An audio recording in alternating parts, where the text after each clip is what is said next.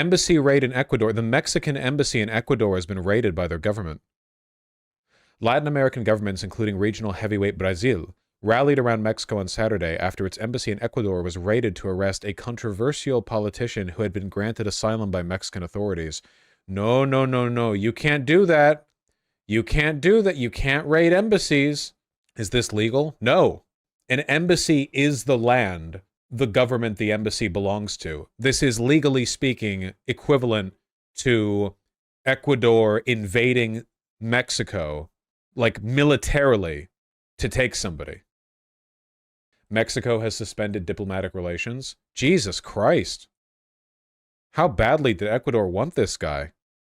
Ecuadorian authorities arrest former VP Jorge Glas, on Friday evening, seizing him from the Mexican embassy and prompting Mexico to suspend bilateral relations. What did this guy do that they want him that badly? I mean, former vice president, I guess, but Vosh, it's right there. I didn't read further down. Glas, convicted twice for corruption. Should have read further down. Had been holed up in the embassy in Quito since seeking political asylum in December, a request Mexico granted earlier on Friday. The Ecuadorian president's office said in a statement it had arrested Glas, who was vice president under the leftist government of Rafael Correa, between 2013 and 2017. That's what it is. So they're purging. They want this guy purged. They want him in prison. They don't want him as like a foreign. They don't want him in a foreign country being able to like lead a counter movement from the outside. They were waiting this entire time for Mexico to deny the asylum, but since they accepted it, they just went in there. Patriotic Socialist Party commenced his term as VP on the 24th of May, 2013. He was sentenced to 6 years in prison for taking $13.5 million from Brazilian conglomerate Odebrecht. We love our German names for stuff in Latin America. On the 2nd of January, 2018, under the constitutional article, he was unable to exercise his office for 90 days, stripped of office. Reaffirmed his 6-year sentence. He was imprisoned in Latacunga, south of Quito, in 2017. In April 2020, he was sentenced to 8 years in prison for aggravated bribery by a court of the National Court of Justice. In 2021, he added another 8 years. Okay, so these are all of these are fake. They're piling additional sentences onto him while he's already in prison. Are you kidding me? While he was already in prison, he got a reaffirmation of the 6-year sentence, then 8 additional years for aggravated bribery, and lost his political rights for 25 years. And then, in addition to that, another 8 years for misuse of public funds and oil contracts. I don't believe any of this shit.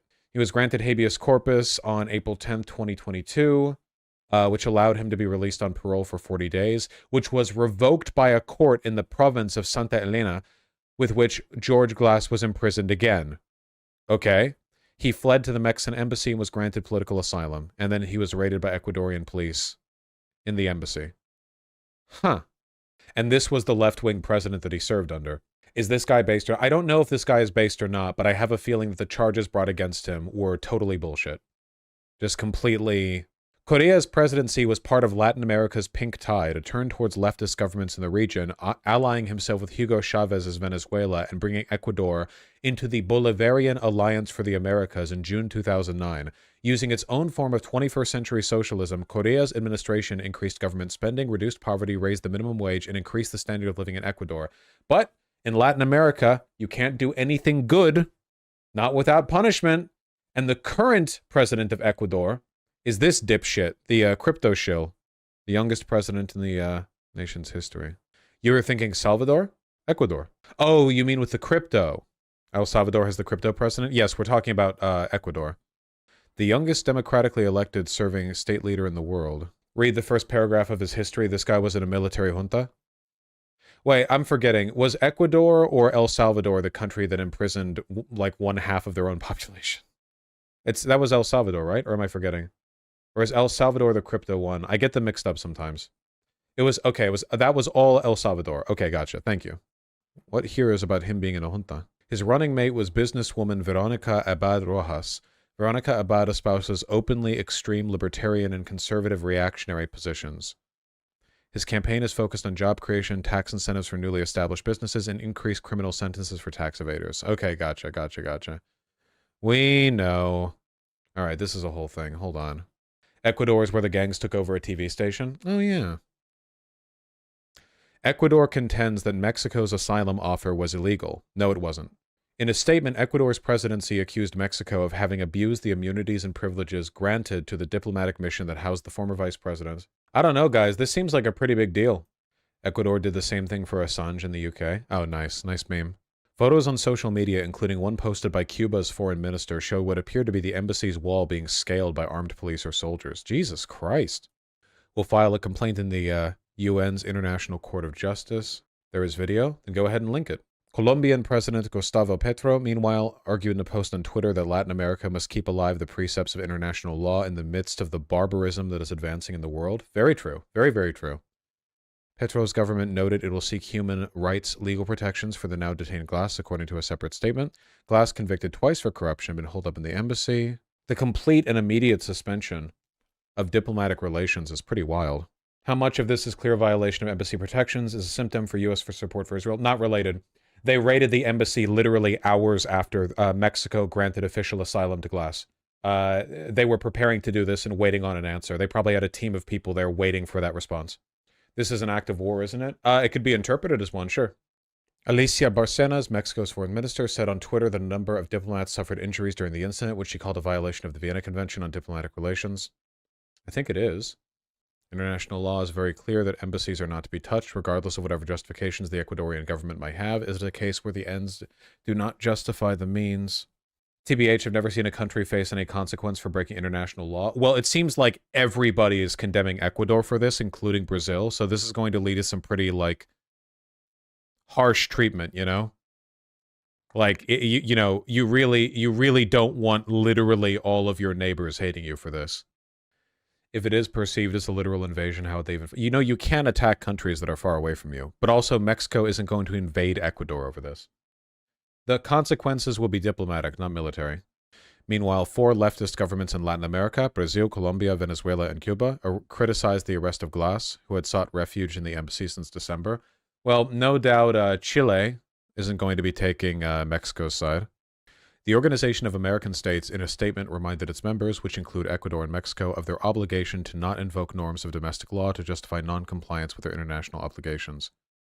In this context, the OAS expresses solidarity with those who are victims of the inappropriate actions that affected the Mexican embassy in Ecuador.